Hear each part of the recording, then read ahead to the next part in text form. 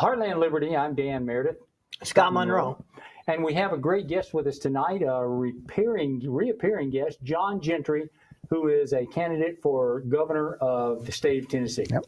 Yeah, thanks for having me, Dan. Scott. Oh, yeah, we love having you back. We got an election coming up soon, November 8th. Yeah, we're down in the last days. Advertising is shut off on social media on November 1st, so we've got a couple more days of that, and then we'll wait and see what happens in November. But my campaign has exploded over the last several weeks. People are getting out and researching the candidates, and they're seeing John Gentry is the only real option out there. Yeah. Well, that's great. So the campaign's going well. Going extremely well right now. Yeah. Okay. Well, we're glad you're here. We got a lot of comments about you after you were on the show last time. A lot of people out there supporting you. Yeah, they're like, who's this guy? Oh my God, he's great.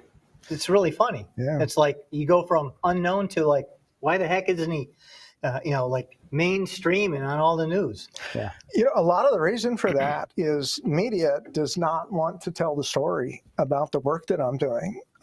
They're largely controlled by entrenched corruption, and they don't want to put this story out there. I'm teaching the people how to take control of government, how to assert constitutionally protected rights, and how to take down corruption in government.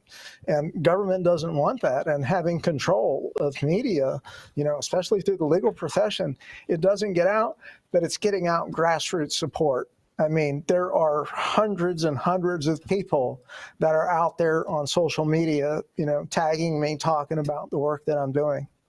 There was one comment made by someone in the Republican establishment that asked me online, in fact, asked why you chose not to run in the Republican primary against Bill Lee. Well, if I could run in the primary against Lee, I would crush him. I mean, I looked at his 2018 debates, terrible. I would literally destroy Bill Lee in a debate.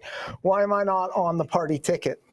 I announced for my last race for state senate as a Republican, and I received counsel that the GOP is not going to allow me on the ticket. Even if I meet all their rules, they're going to find a way to get me off of the ticket. So I dug into the matter myself, and I'm like, yep, they're going to take me off. I know they're going to take me off the ballot because of the work that I'm doing, standing up against corruption, not just from the Democratic Party, but in the Republican Party General Assembly that's going on down there. I'm exposing all of this. So they don't want me on the GOP ticket, and they know I would crush Lee in debate and on the primary. So under statutory law, if you're a party affiliated or on the party ticket, and the GOP disqualifies you, you cannot switch to independent. You are done. You cannot be in that election under statutory law. Why do you think they do that? Why do you think that's law? That's to keep people off the ballot. I'm smarter than these guys. Now, we look at the primary, this primary, last August, there were 2 or 3 candidates running against Bill Lee. The GOP removed all of them. And one of them, Curtis Carney, who good friend of mine, I like the guy. I'd make a better governor, but he's a good guy. And he appears to me to have removed in violation of GOP rules. He protested that in the courts, and his case was dismissed. Now, in Sumner County, we had 3 local party endorsed candidates on the Republican Party ticket running against Republican incumbents, and the GOP removed them. What offices?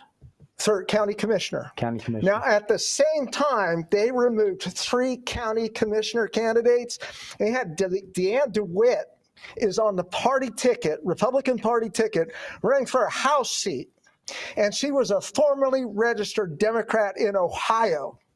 And the GOP did not question her credentials at all. The GOP wants yes men. The R behind a name means nothing today. It is absolutely meaningless with rhinos. And in the case of Deanne DeWitt, a formerly registered Democrat on the GOP ticket. And so I'm not playing their game. I'm not going to have them kick me off the ballot. I'm going to be on the ballot in November, and there's going to be hundreds of thousands of people voting for John Gentry because I know how to get around corrupt GOP rules. Yeah, but you know what's really interesting, John, is that under the people running independent, it's you and like 14 others. There's eight independent candidates. There's 8 independent candidates. Okay, I We overcounted. call them candidates. Whatever. Yeah, but I know there's a big long line, and none of them get any coverage. I mean, you don't. And I looked up a few of those people, and like they are seriously off the wall candidates. This is yes, they are. All the other candidates are, the independent candidates are like completely off the wall. I'm the only, reasonable option out there. And I mean, my work transcends party politics. It really does. The work that I'm doing is far more important than anything that the parties are proposing. I'm working about taking down corruption. Have we heard Lee or Martin or anybody even say the word corruption? They don't. And it runs rampant in our government, and everybody knows it. So I think the assumption is that there is no corruption. I think that's what there's no what? There is no corruption. I think that's the assumption by the party. The corruption rate, I'll give you a perfect example. We have a government that put in place oversight agencies, the Tennessee Board of Judicial Conduct, overseeing judges in the state. That is an express violation of the Tennessee Constitution, judges holding expressly prohibited offices in violation of Article 6, Section 7. Gross violation of the Constitution. And that's corrupt because those judges are protecting other corrupt judges. And you got the fox watching the hen house. And then we've got the Tennessee Code Commission with 2 justices who are literally, they're making law in the Tennessee Code Commission. All Tennessee Code annotated gets put together by the Code Commission. And they have legislative authority to prepare and present bills and propose substantive change to the public acts of the General Assembly. That's making law. 2 justices. Can you imagine if Chief Justice Roberts in the Supreme Court said, hey, Congress, I want you to change the substance of this law? There would be outrage in this country. It'd be like them setting up annotating the U.S. code, right? It's absolutely ridiculous. That's corruption that I'm talking about. There's many more examples. Mm-hmm. The legislation that goes through there, they propose 1,500 bills almost every single year. Every year, 1,500 bills. And they pass close to 900 bills every single year. The people do not lead that legislation. So what's it for? So they've got things like SLAPP bill, the strategic lawsuit against public participation. And they say, oh, we're going to protect whistleblowers. That's not what it's about. It's about protecting people that slander and commit libel against other people. And it gives judges the power to wrongfully dismiss cases. And everybody, this is what the founders called pretended legislation. We've got Senator Hale proposing that if you make a records request, a FOIA request, and you're harassing the records custodian, then they can get a restraining order on you after they force you to go through arbitration, and you got to pay for the arbitration. What do they define as harass? Yeah, what is? Well, exactly my point. It's void for vagueness. They define harassment as harassment. Nice. And they make it whatever they want to be. And that's to deprive transparency in government records, proposed by Senator Hale out of Sumner County. That's corrupt legislation. This was a grievance in the Declaration of Independence for giving his assent to their acts of pretended legislation. William Lamberth, he just changed it. It was like if you say something about another candidate and you're a candidate and it's false, it was some menial fine. I don't know, $500 or something. Well, he made it criminal. They passed it in there. If I said something bad about somebody that's false and they're another candidate, then now it's 30 days in jail, misdemeanor crime. There goes politics. For a civil action of tort. They're criminalizing a civil action. That's corruption to protect. Now, doesn't it have to be malicious No, you make a false statement, doesn't say anything about malicious in the language. And these guys can make it whatever they want to be. Now, let's say somebody says something bad about me, right? And they're making an obvious lie, right? Well, I go sue that person.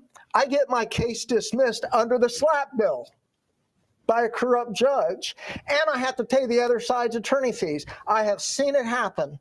There's a case, I think it's in the Tennessee Supreme Court, not right now, where a gentleman was slandered. A public figure was slandered, and he sued him, and the judge dismissed it, never got to go in front of a jury. And that's also in violation of the Tennessee Constitution, Article 1, Section 19, that says that the free communication of thoughts and ideas and opinions is an invaluable right of man, and every citizen can freely speak, write, or print on any subject, being responsible for the abuse of that liberty. And in a case of libel, a jury shall determine the law and the facts. That's right out of our Constitution. The jury shall determine the law and the facts, but with that slap bill, the judge dismisses the case and it never gets to a jury. It is repugnant to the Tennessee Constitution. This is the kind of corruption. There are hundreds of bills, and the fact that they got 900 of them, you know, it's all for little special interest things. Sure. Somebody to make more money, to somebody to make more power, and there is nobody. You know, we look at Governor Lee. He either signs it or he doesn't state in writing why he won't. He's not exercising veto power over this, not a single time. Yeah. I will wear out my veto stamp in there. I will do it so many times, it's going to backlog them in the General Assembly, because those 900 bills, I'm gonna veto probably 90% of them. And so that's like 800 times they're going to have to go back and override my veto. I'm going to shut them down. I'm going to shut this corruption down in this state if the people put me in office. Yeah, we've got 46 seconds before we have to take a break here. When we come back, I want to look at this Section 19 you mentioned. You mentioned when you were here the last time that the Tennessee Constitution is, what did Thomas Jefferson say about it's the least imperfect and the most Republican. Okay. I want to look back at this Section 19 that you mentioned. It's a fascinating part about the Constitution of Tennessee that talks about the freedom we have to speak and to think. And it's even, as I think you said before, even more strongly communicated than the U.S. Constitution. Far better. We'll be right back. I'm Dan Meredith, Scott Monroe, John Gentry with Heartland Liberty. We'll be right back. Let's look at my computer here. Section 19, this is Article 1, right? Look, the printing press shall be free to every person to examine the proceedings of the legislature or of any branch or officer of the government, and no law shall ever be made to restrain the right and let's talk thereof. about that one right there. It says that the printing press shall be free to every person to examine the proceedings of any branch or any officer. And yet we have judicial conferences, secret judicial conferences, that they do not allow even the press. I was at a judicial conference down in Williamson County, and they literally strapped a reporter, member of the press, the police strapped him to a gurney and wheeled him out. Wow. And they would not let the press report on a judicial conference. And now what the judiciary has done is they put out there that, oh, we're going to keep our meetings secret so you don't even know about them. And anybody judge that puts out the word is going to get in trouble. We're going to have secret meetings. Well, how does that jive with this? It's in gross violation of Article 1, Section 19. And so how do we, as the people, go and challenge this constitutionally? They have a meeting that's in secret. How do we go do that? We talked about it last time. It's through a remonstrance. But right now, our corrupt legislature won't hear remonstrances. Yeah. So there's two ways that we're going to fix this. The people are going to have to get off their can and start standing up. Because if you don't, if you allow it, if you continue in this apathetic attitude, you can just expect more of the same corruption. So we've got a lot of representatives that are going up to Nashville, where we are now, going up to the Hill in Nashville, that don't give a crap about this stuff. Absolutely. They're doing things right now that are unconstitutional, illegal, and the apathetic people are just sitting back saying, I'm helpless. Who And cares? so There's what I'm trying to do is to teach the people how to stand up. So when I'm gone, you don't need me anymore. I'm And trying to that's show what- you. and that's part of I'm what trying to we're show trying you to how do to do also. it. Now, if the people put me in office, I'm literally, I am literally going to do this. I am going to go buy a chain and a padlock, and I'm going to lock the doors to the legislative houses. I am literally going to do it. And I'm going to station state troopers in front of the door to the House floor and the Senate floor and say no legislators may cross this threshold until they restore the form of government in our Tennessee Constitution. I guarantee I'll do it. Wow. Well, you sounds might do good. that, but how are they going to come back at you? I mean, won't they just start? Fight me in court and let me do it in front of the Tennessee Supreme Court. I dare them. Yeah. I know how to represent myself in a court of law. I know how to argue in defense of the Constitution, and I'll do it. Yeah. You know, what are they going to do? They're going to go to a court and get a restraining order against me. Now I got a court hearing, and I'm going to bring the press in there, and the people are going to hear my arguments and their arguments, and the people are going to know, and I'm not going to leave them any choice but to follow the law. Wow. Let's look at this next section in section 19. Look here what this says. And this is, I think this is better than the federal Constitution. It's far better than the federal The Constitution. free communication of thoughts and opinions is one of the invaluable rights of man, and every citizen may freely speak, write, and print on any subject, being responsible for the abuse of that liberty. But in the prosecutions of the publication of papers investigating the official conduct of officers or men in public capacity, the truth thereof may be given in evidence, and in all indictments for libel, the jury shall have a right to determine the law and the facts. Yep. So that, I mean, that's just amazing. The Yeah, free what's communication important there? of thoughts and opinions is one of the invaluable rights of man, and every citizen may speak, write, and print on any subject. Now some important parts out of there. So when you're investigating the official conduct of officers, you can give evidence with that and present that out there along with this free expression of thoughts and opinions. Now, in the case of libel, the jury determines not just the facts, the jury determines the law. That is profound in our Constitution, because they know what went on with the British ministry. And that's why they put that in there, because they knew when public officials are in there, they get the judge to determine the law, right? And then they prosecute however they want to, take them out to the gallows and hang them. That's what happened back in the 1800s or late 1700s. That's how they handled it back then. And that's how judges preserved power for the British ministry. But our founders were wise, and they said the jury is going to determine the law and the facts. That is profoundly protective. So if a jury tries to actually make a determination of facts, now is that in everything or just this specific? No, just in the publication of papers investigating the official conduct of public officials. So, and when they're saying determine the law, it's not that they're making law, but they can look at it and say, because they can, if you look at the law that's out there right now, they can make it whatever they want to be. It's written so vague. If they want to prosecute you, they can.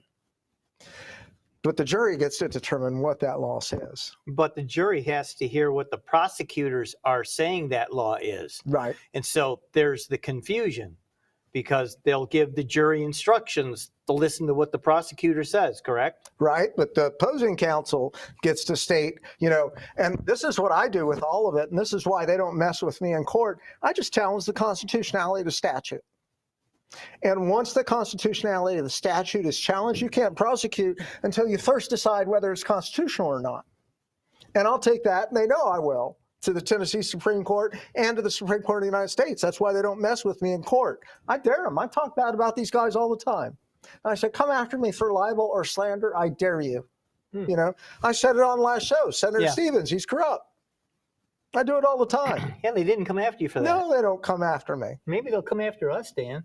You know, What do you think? I don't know. We're over here. We complain about them all the time, Yeah. and we bring on John. Yeah, that's right. So I think and where does freedom of the press come in here? You know? Again, I go back to, I guess it's not there unless we insist that it's there. We have to step up. people have to start stepping up. Right. And stop. You know, what it is the people are in a coma of apathy, ignorance, and distraction. That's what it is. I mean, it ain't hurting me, so I'm okay. Yeah. They call that bread in circuses, right? Yes, it's exactly what it is. That's it. Yeah. Yeah. Yeah. What my work is about is teaching people it's not a lot of trouble to sign a remonstrance and file it with the General Assembly. It's not a lot of trouble that, you know, you got a corrupt one like Cameron Sexton, and so nobody's running against him on the Republican Party ticket. Fine, we don't care. We're going to vote the Democrat because we don't want this corrupt Republican in there that's oppressing the right of remonstrance. And when people start stepping up like that, because it don't matter in Tennessee whether you vote Democrat or Republican, all that corrupt legislation passes through a Republican Party trifecta. It doesn't matter. It is one party in that General Assembly. It is the party of corruption.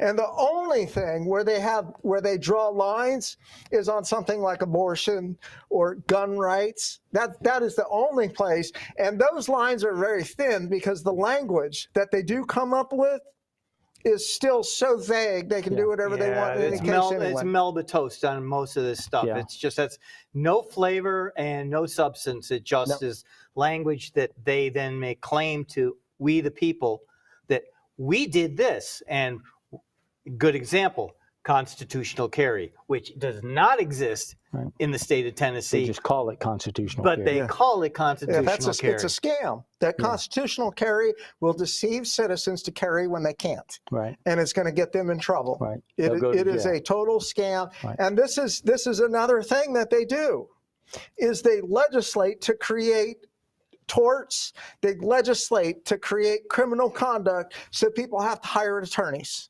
And that's one of the biggest reasons for corrupt legislation in there, is so that people have to go out and hire an attorney and pay them $300 an hour. Yeah. Now, what I do with this, and here's John Gentry's solution for this.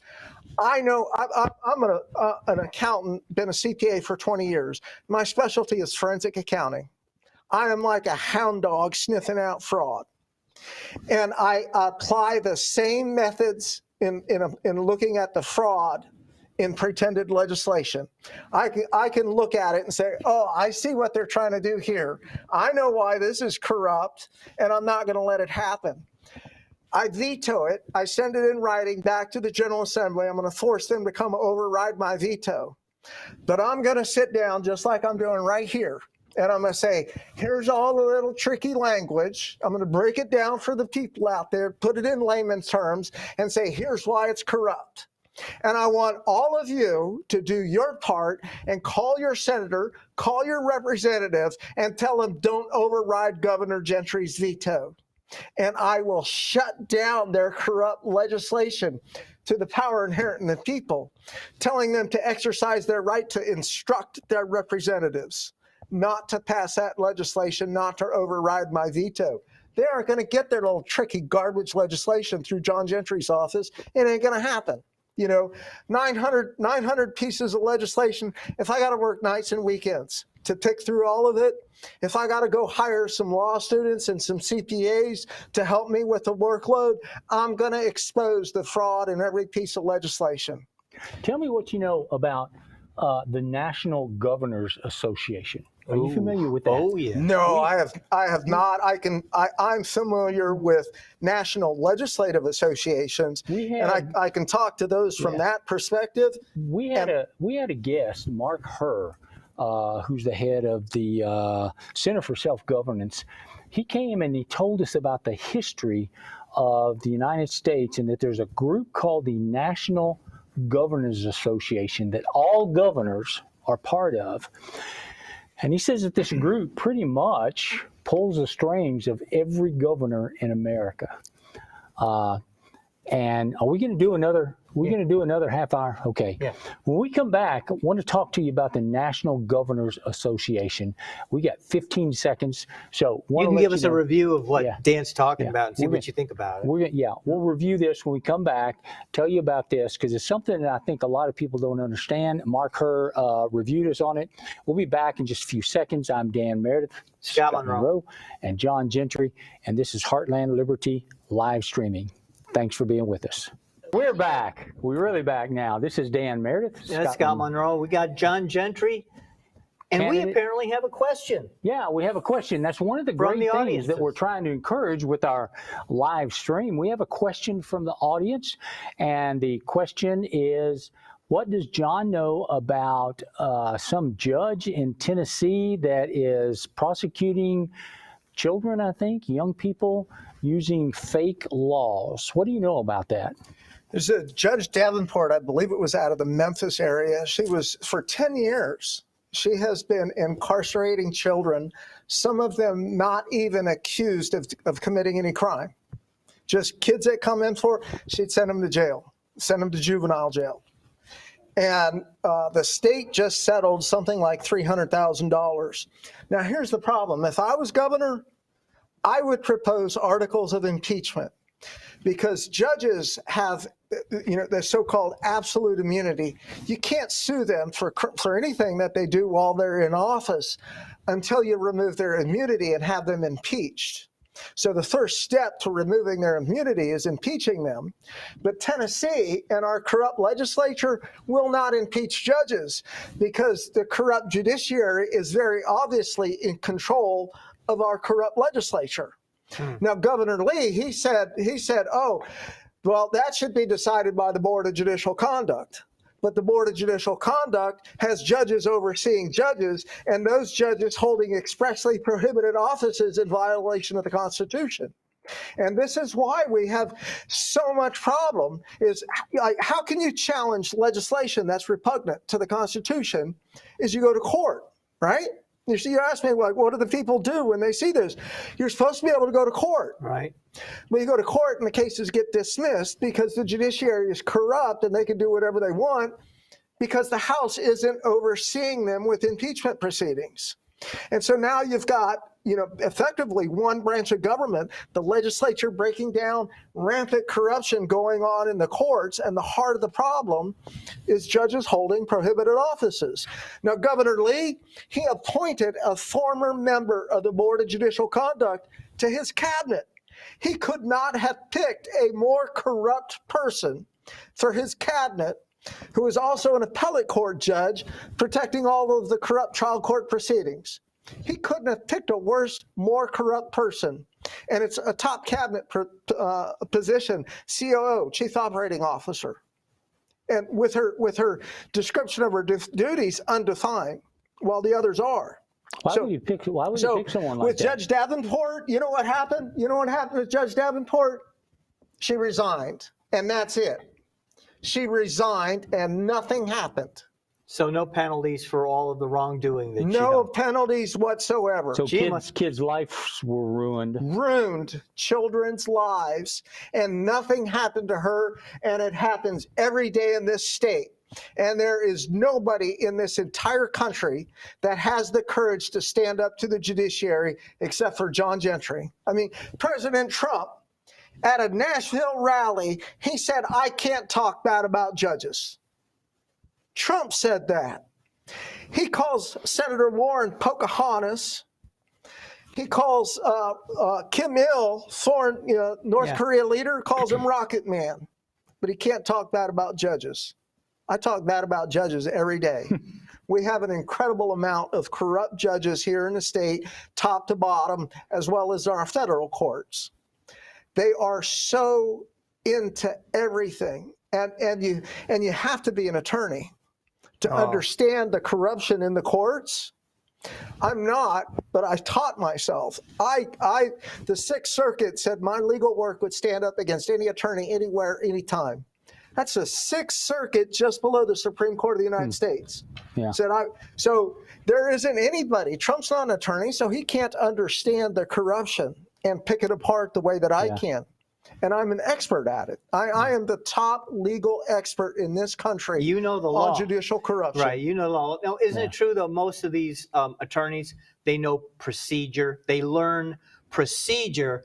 They learn how to do paperwork, but they don't really learn the law. Well, they learn the statutory law. They learn statutory law, but they don't know. The Tennessee Constitution is not taught in any law school at all. Yeah. I've looked at the curriculums all around Tennessee. Tennessee Constitution is not taught. Is there anything in the Tennessee bar that they have to pass that has Tennessee Nothing on the Tennessee Constitution. Oh my gosh. They do not want to know the Tennessee Constitution because that Constitution is our shield and our armor and our sword. And they don't want us to know about it. That's the heart of my work, is to teach this Constitution, to teach the people how to defend themselves. Right. Let's go back to, we mentioned before the break, the National Governors Association. Oh, yeah. We talked to Mark Herr, and he was telling us that this was something that had the roots back after the war between the states, and the United States changed. And there's sort of a force that operates, that runs the states. This National Governors Association, he told us about that this association sort of operates as sort of like a governing body throughout the United States, and all governors go to this. And when they meet together, they're told, here's what you're going to do.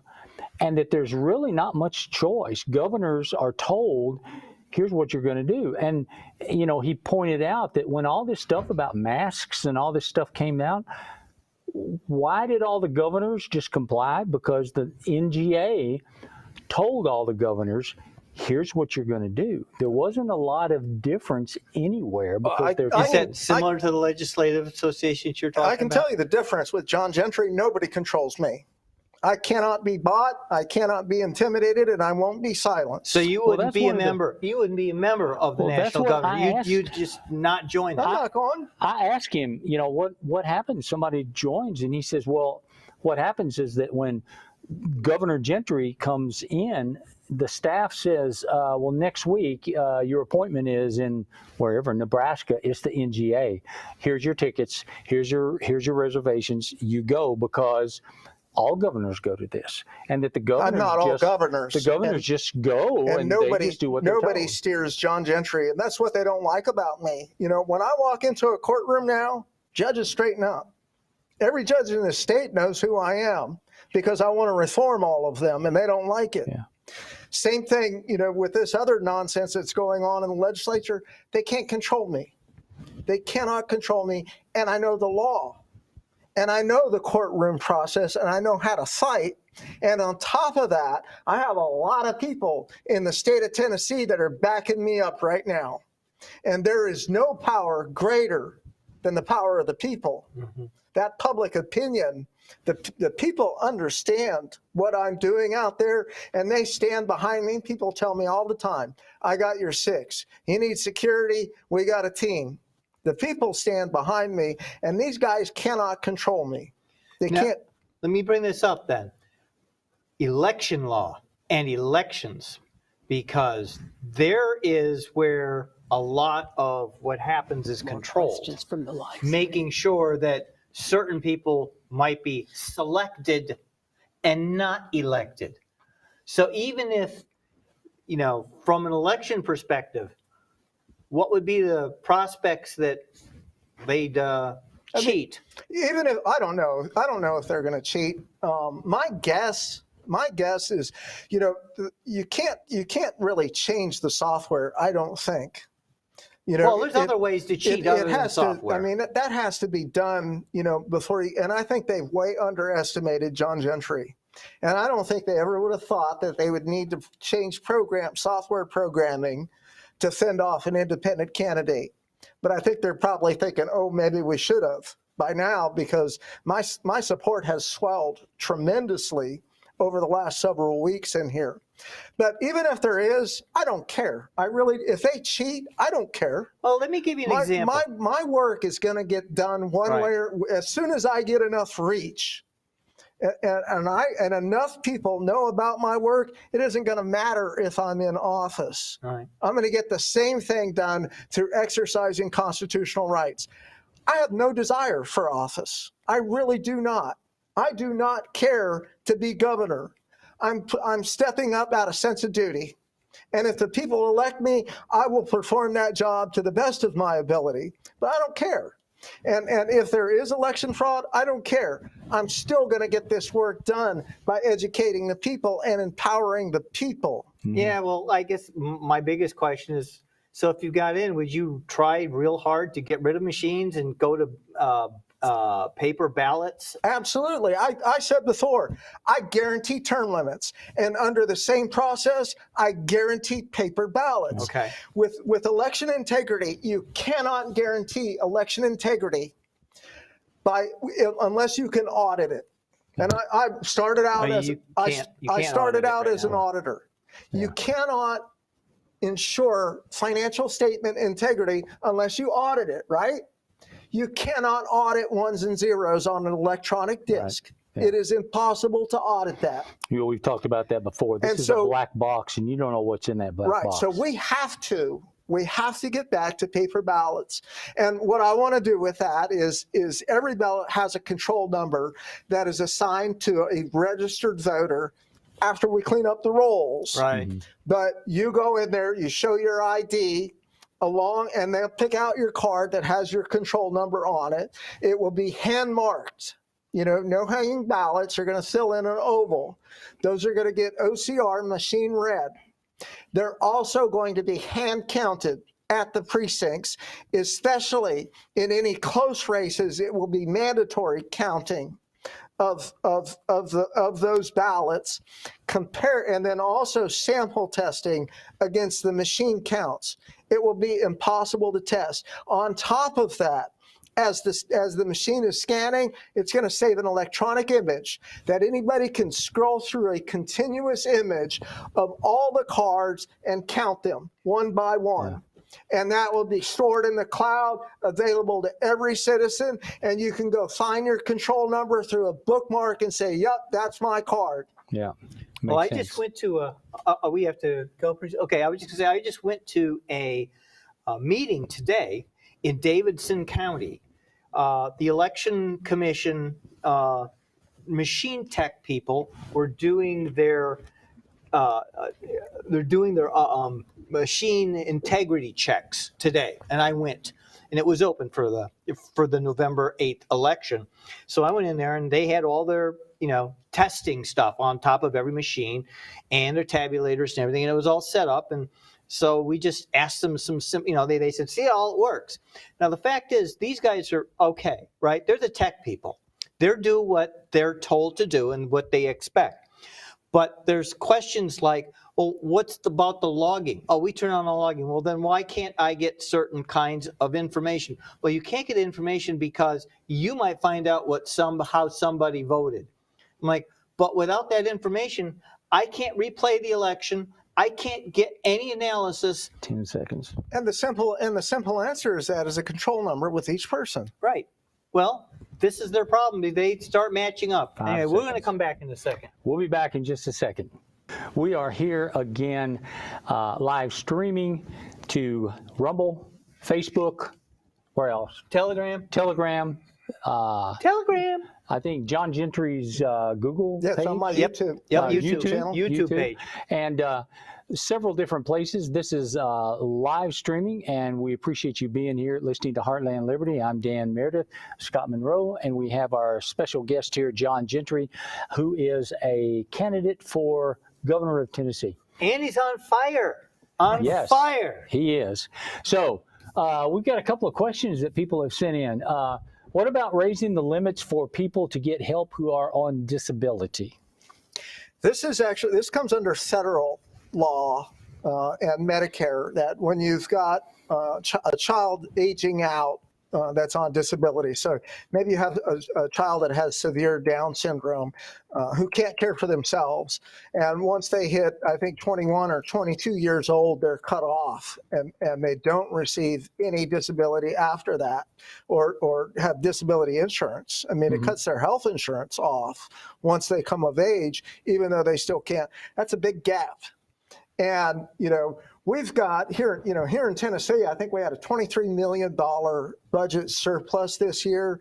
I think we can probably, there are so few cases, I think, that we can provide health insurance to some of these disabled out there. It's just we've got to cut the pork spending. We've got to cut the corrupt spending. Mm-hmm. They just put in, I don't remember the dollar amount. I think it was like $1 million or $2 million or something for 1,500 CASA attorneys. Wow. Those are child advocate, special advocate attorneys that basically are extorting parents to protect their children. And so, stuff like that, it's got to go. They spend $1 million on studying courthouse security. The best thing for courthouse security, stop being corrupt and start providing justice, and you won't need guards out there to keep you from getting shot. Yeah. Without, not having vigilante justice, the best way to not have vigilante justice is to be fair. And then we wouldn't have to worry about it. But they waste money on stuff like that. And there's a lot of it. And I think, just the fact with the budget surplus, I don't think that there's a lot of disabled children that are aging out on health insurance. I think it's a gap that the state could fill on top of the federal benefit. There was this other question that came in about trying to protect people from the state forcing guardianship onto people. Either, I guess, that would be at children with CPS or older adults, probably through like attorney guardianship issues. So what they're doing now, and I'll just give an example of how far they're taking this now. In Kentucky, they have a wellness check for fourth graders. This is going on right now, a wellness check. So they got their laptop computer sitting in front of them and says, how do you feel today? Are you happy? Are you angry? Are you sad? Oh, you're a little angry. Is everything okay at home? And they use these as a way to get in, to maybe a kid had a bad morning and he's mad at mom and dad. And now they got CPS investigating this family, and they go in with false and unsupported allegations, and they take those children into state custody. Now, the reason they do that, Tennessee makes about $60 million in Title IV money that comes out of our Social Security fund. This is why Social Security is depleted, is because it's being used to pay for foster care taken from parents, put it there based on false and unsupported allegations. Their own reports show that only 11% are abuse. So 89% are neglect or other reasons in there. They do the same thing with adults. So an adult goes in, they got a bed sore. Oh, you can't care for yourself anymore. We're going to appoint an attorney to take care of you. That attorney starts selling off assets and starts taking a cut, and they use it to pay nursing homes. Meanwhile, the children are like, I want to take care of them. And there's like, no. And so you have children, middle-aged children, that are fighting for their elderly parents against the state to care for their own parent because they get the same thing, Title IV money, from the federal government. All of this corruption is literally tearing at the fabric of our nation. These guardianships, guardian ad litem's, it needs to stop. It was aggrieved in our Declaration of Independence. He sends out swarms of officers to harass our people and eat out our substance. This is exactly the same thing that's happening with CASA attorneys, guardian ad litem's, CPS. There are swarms of officers to harass our people and eat out our substance. It is a declared act of tyranny. And there is nobody that has the courage to stand up to it except for me running for high office. And there's an assumption we've talked about before that the state knows better and cares more for our families than we do. They care more for our children. They care more for our elderly parents. They care more for everyone than we do. Well, and we should trust them more than this is an obvious lie because you go complain about a corrupt judge that's violating your rights and they won't do a single thing. They don't care about the people, Right. not in the least. They give the illusion of it, but they don't care. What they want is that Title IV money. Right. What They they want the want money. is force you to hire an attorney to defend yourself. Now, when these kids get taken, the family that's being attacked, they go to their extended family. And so these guys are literally pillaging generations of family to try to protect against, and get their kids back from CPS, or to get their elderly out of state custody, out of a nursing home, and bring them into their home. Happens every day, and it's all about money. Now, when we look at, and here's another reason that they don't care. In the foster care system, kids age out, they have no life skills, none whatsoever. A large percentage of them. Many of them end up homeless coming out of the foster care system. They don't go to college. They don't earn a trade. A lot of them just end up homeless. Now, I don't remember the legal doctrine, but it's basically assuming the role of a parent. Yeah. In local parentis. In local parentis, right? Thank you. I did go to school that day in college. Okay, thank you for that's that. the In one day I local made. parentis. Yeah. So that's exactly the one that I'm talking about. Okay, so if you want to play parent, you're going to take a kid into child custody, send them to college, send them to trade school, and they don't do it. So they're not assuming the parental role. They're putting them on the streets when they're done, rather than sending them to college. Just because the money rolled out when they became 18. Exactly. So, if what I want to make it is, if you're going to take a kid into custody, then you need to assume the parental role and make sure that child earns a trade or goes to college. And if you don't want to start doing that, you don't need to take them in the first place. You're an unfit parent. Yeah. That's what needs to happen. Totally Yeah. agreed. That's right. I never thought about that, but that's true. The in loco parentis, taking the place of the parent, what they want to do is just take that one little part of being a parent and just take the child and do this one little piece, but they don't want to take full responsibility. They just want to take that child away from you. They fail. And not take the total responsibility. They fail. You're right, They fail in parental responsibility.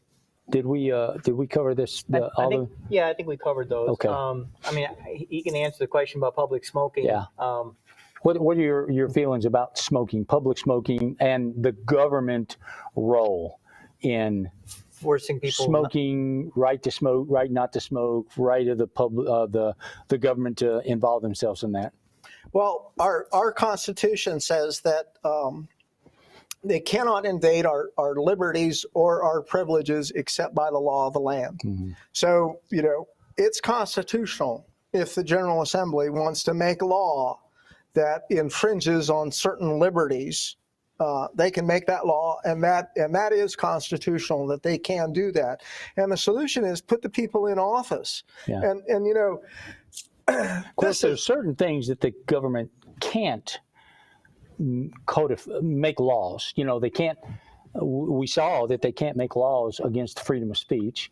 They can't make laws, but of course, there's no right to smoke. So, I guess. Yeah, they have that. They have that authority over something like that. I guess it's one of those things where I'm not a smoker. I don't like being around it, but I guess the government can make that law. I just, as more of a Christian, conservative, libertarian, the government can make those laws, but I just sort of wish they'd stay out of it. Let people do what they want to.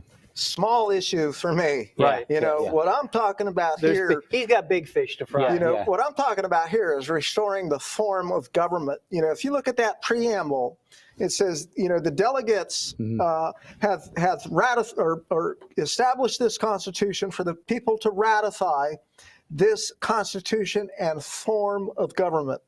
That Constitution establishes our form of government. And we all know, executive branch, legislative branch, two houses, judicial branch. But there's things in there like no judge shall hold any other office of trust. That's part of our form of government. and it's grossly violated. It's an unlawful alteration.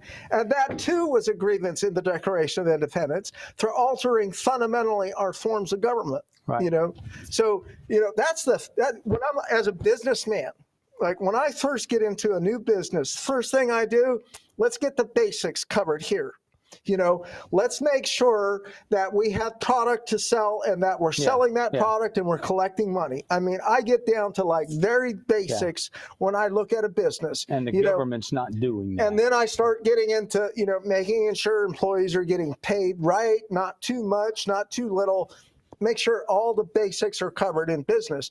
This is the basics of government, is what's in that Constitution. And those fundamentals grossly violated by government, like secret judicial meetings, judges holding prohibited offices, this is the breakdown. Right. This is the breakdown of the process. Those are the kind of things that we as the people need to be concerned about.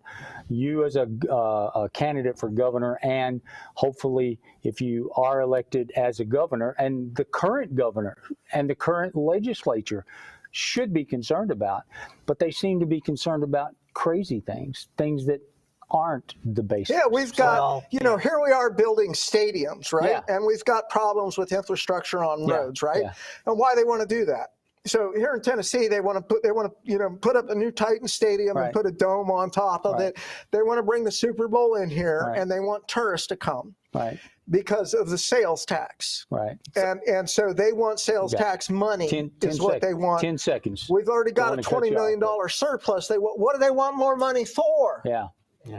And that's always for corrupt purpose. Quit trying to find ways to make more money and start getting the basics down and taking care of the people and taking care of our infrastructure. Well, we got to get going, John. I appreciate you coming here. This is awesome again, one more time.